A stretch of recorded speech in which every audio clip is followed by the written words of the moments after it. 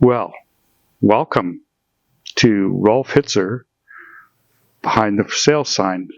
I got a little smirk going on because my videographer almost wiped out as he was stepping back, but fantastic recovery with his ninja-like reflexes.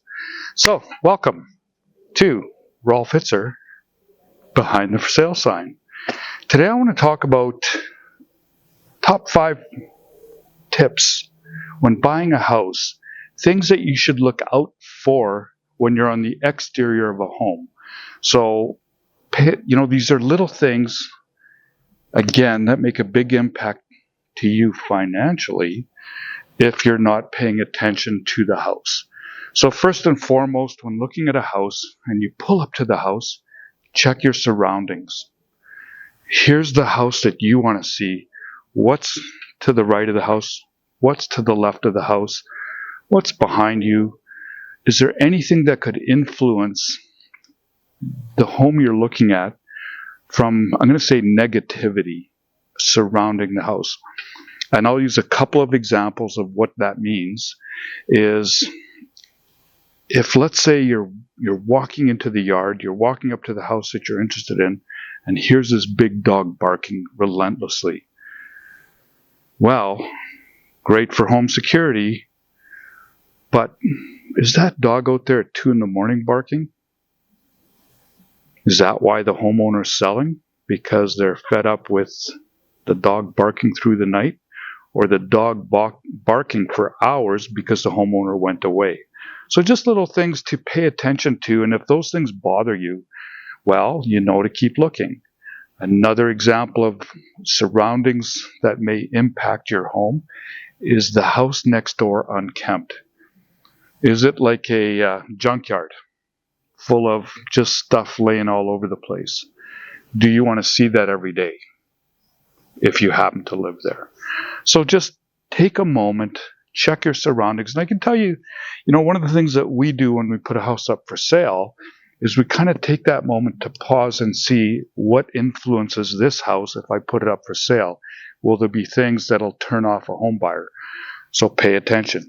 These things do matter if they matter to you. If they don't matter to you, well, of course, keep going.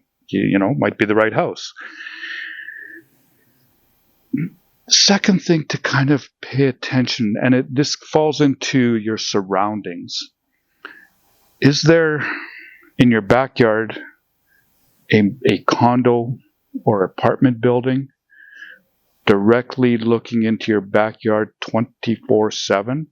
Is this something that you want where you can never have that privacy that you're looking for in your home because somebody's always watching you? And trust me, someone is always watching you 24/7.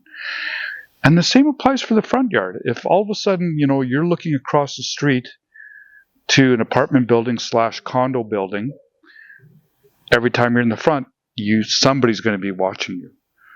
But also, are these buildings, whether it's front or back, are they going to block sunrise or sunset? And if those things matter to you, then again, continue your search. And it gets back to when you arrive at the house, just take a moment to reflect and see what's around you. Also, part of that, seeing what's around you, and this could be a positive or negative.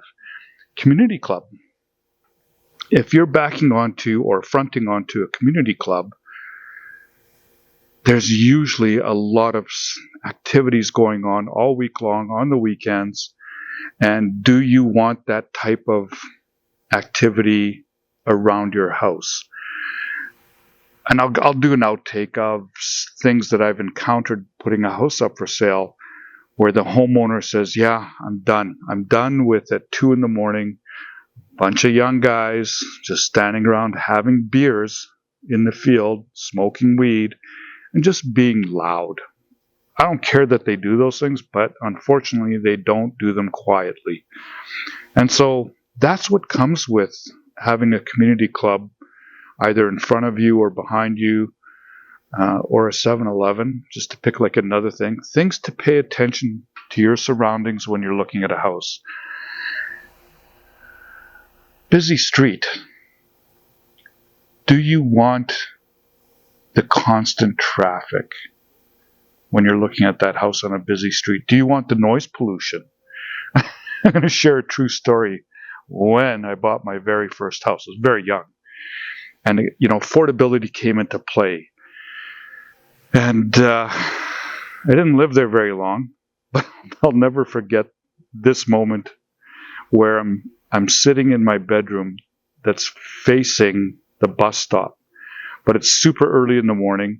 I didn't make that mental connection that people can look right into the house and into my bedroom because I had the door open as I'm sitting there naked having a cup of coffee. And I hear the bus and I'm like kind of to this day I'm groggy in the morning. And I look up and there's someone looking at me with not a stitch of clothing on. All I could do was raise my glass. Bus carried on. I closed my door and I went, damn it. Life on a busy street. Very, very loud, especially with Harley Davidsons in the summer. You're going to hear those all the time. Sirens. And, the life we're living, there's more and more, it seems like there's more and more sirens going all the time. So that's what comes with living on a busy street. And also less privacy, as a true story I just shared.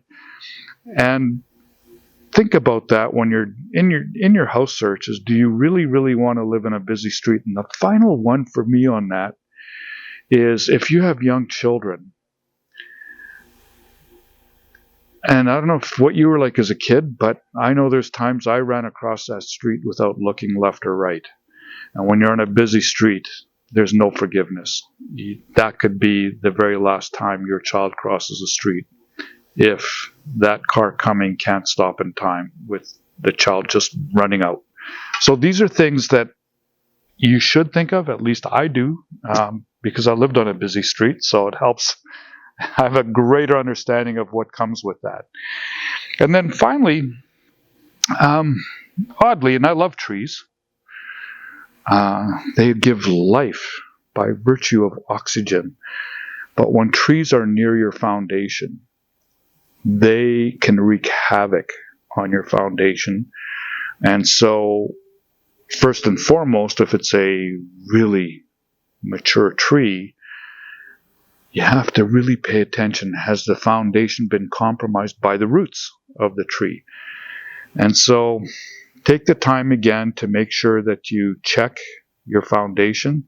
One of the worst things, and they're so beautiful, but one of the worst things that we homeowners do is we plant cedars in the front along the house. And these cedars over time grow, to a nice size, but at the same time they could wreak havoc on the foundation. So trees, as much as you may love them, check your surroundings to make sure that in the basement there's no damage. So these are top 5 things that you should look out for when looking at homes on the outside. I'll be doing another episode of things to look for on the inside. Thank you so much for tuning in to Rolf Hitzer.